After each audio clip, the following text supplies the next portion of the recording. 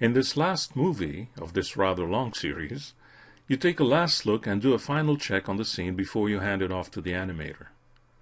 You're bound to find a few things to correct or fine-tune. You may find it useful to create a master controller to move the whole rig from one place to another. At this time, the main hip controller doesn't do that, as the IK controls for the hands and feet remain behind.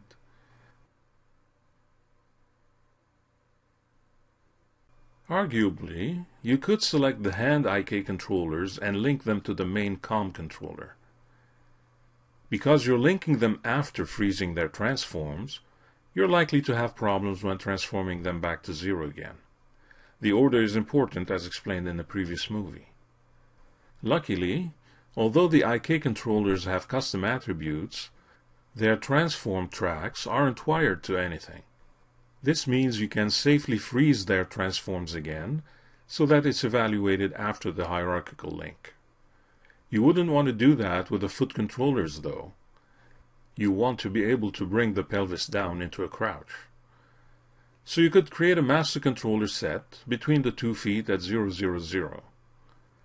This can be any shape you choose, from a circle to a square, or even a custom shape like an arrow. You can also use one of the extended splines like T. Adjust its parameters until you're satisfied with the shape.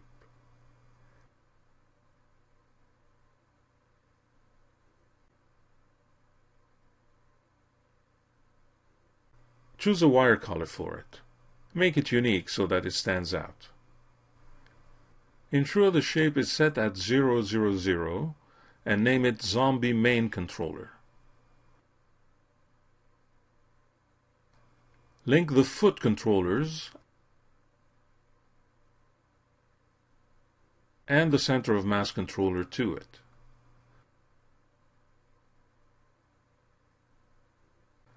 Move it around and see how it drives the whole rig hierarchy.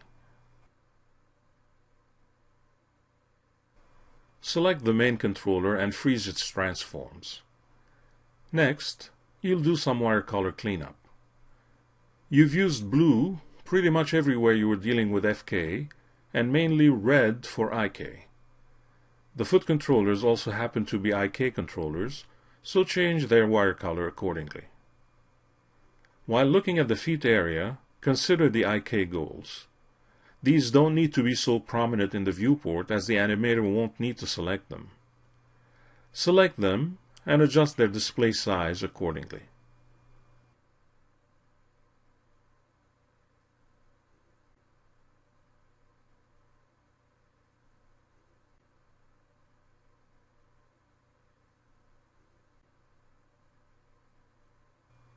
Move up to the arms and consider the viewport. Now that you have controllers to control just about any motion, you don't really need to see the IK and FK bones anymore. You can select those and hide them.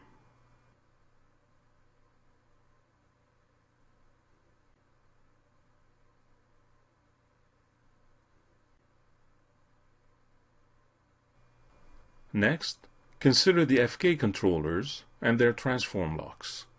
You can revisit these and verify the axes that you want to lock. Basically, you can safely lock all position and scale axes on FK controllers. You only need to be careful about their location locks, if any.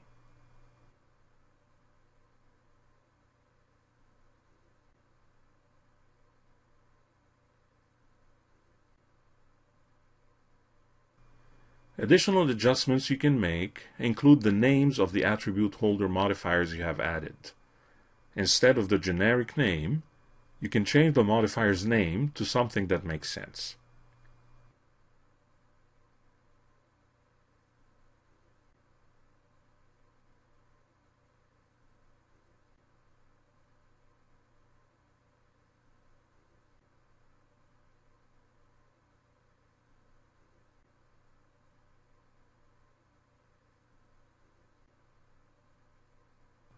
Finally, you can create 1 or 2 selection sets to simplify object selection.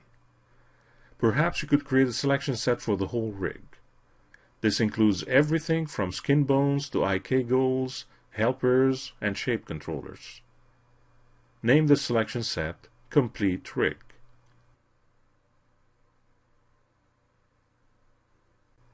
Next, set the object selection filter to Shapes and select all the spline shapes in the scene. These represent all the animation controllers an animator is likely to use. Create a selection set named Anim Controls. Set the selection filter back to All before proceeding. Since you're dealing with scene management, you may want to revisit your layering system. Chances are that by now you've missed placing objects on their proper layers. Select all animation controllers. Now that you have a selection set for them, it should be easy. Add them to the controllers layer you created at the beginning of this adventure.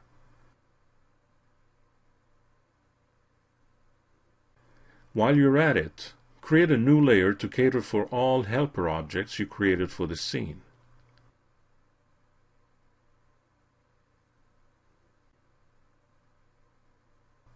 Well, there you have it.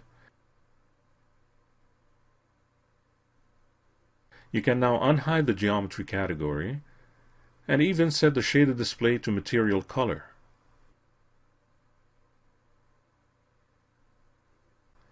Make sure the scene is viewed in shaded mode and remove Edged Faces mode, F4, if you need to. Congratulations! You have a fully rigged character at your disposal. You can now hand it over to an animator or animate it yourself if you like. You also have a finished file that you downloaded for this tutorial. The finished file has one additional component that we didn't go through step by step, a controller for the eyes. This will be your final homework. I will not show you how it was done, but I will tell you so you can attempt and reproduce it. It's actually very easy and similar to the clavicle controller. A 3-ring controller was created, then positioned in front of the head, and then linked to the head bone. The orientation of the controller was set to match that of one of the eyeballs. Then, a freeze transform was applied on the controller and on both eyeballs. Finally, orientation constraints were used to ensure the eyeballs follow the orientation of the controller. That's it. It's easy enough to reproduce. For fun, try to pose your character one way or another to verify you have enough control on the body movements.